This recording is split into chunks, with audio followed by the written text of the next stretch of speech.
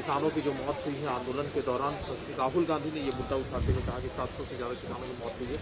भारत सरकार का कहना है कि आंकड़े नहीं हैं और इसी को लेकर के सरकार पर सवाल उठ रहे हैं। आप लोगों की ये सवाल उठा रहे हैं कृषि कानूनों से वापसी के बावजूद, क्या कहना आपका?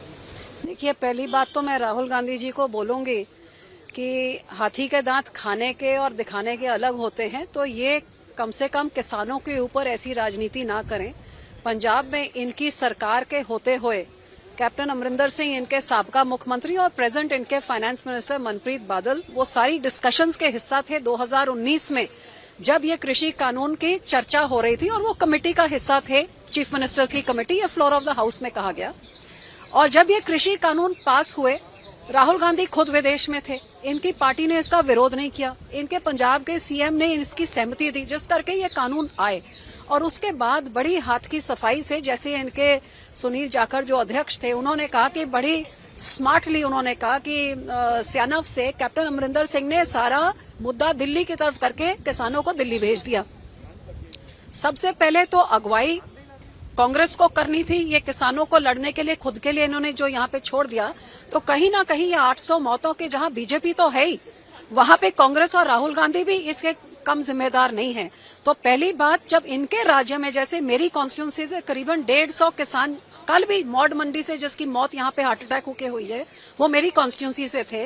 150 किसान जो मर गए मेरी कॉन्स्टिट्यूंसी से, तो जो 800 मरे हैं वो पंजाब के थे। पंजाब सरकार का फर्ज बनता है, जब पार्लियामेंट में बार बार तोमर साहब एग्रीकल्चर मिनिस्टर कहते हैं हमारे पास आंकड़े नहीं है, तो आप सो रहे हैं क्या कि आज तक आपने आंकड़े नहीं दिए हैं?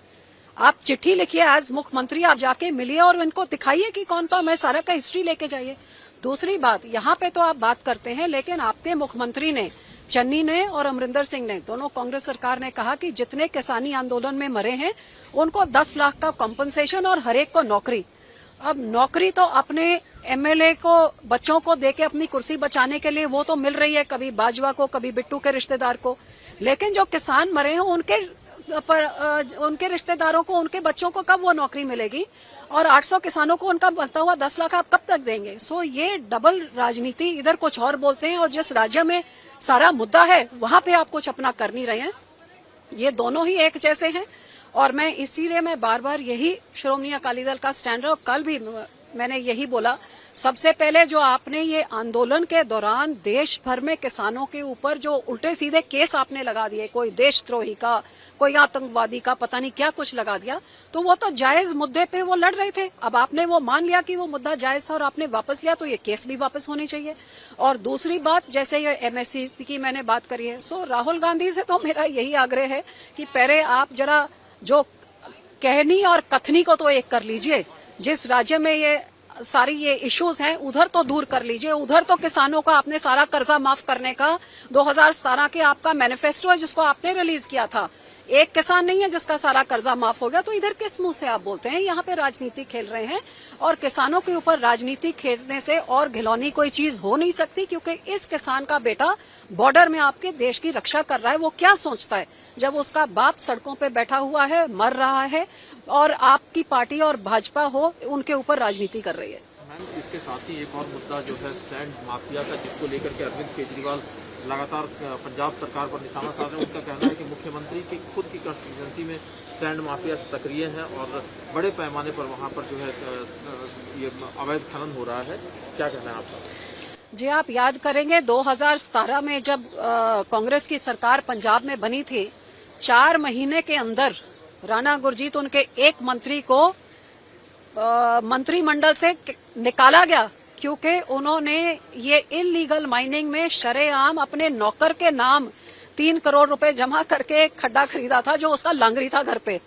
तो ये तो कांग्रेस तो शुरू से ही इसमें इन्वॉल्व थी, हमारे टाइम में भी इन्वॉल्व थी, हमने उस टाइम टाइट किया था। अब जब उनकी सरकार आई तो शरेआम, और आज भी जो लोग कर रहे हैं, तो मुख्यमंत्री के खुद की कॉन्स्टिट्यूंसी में मुख्यमंत्री के रिश्तेदारों का और परिवार का नाम आता है।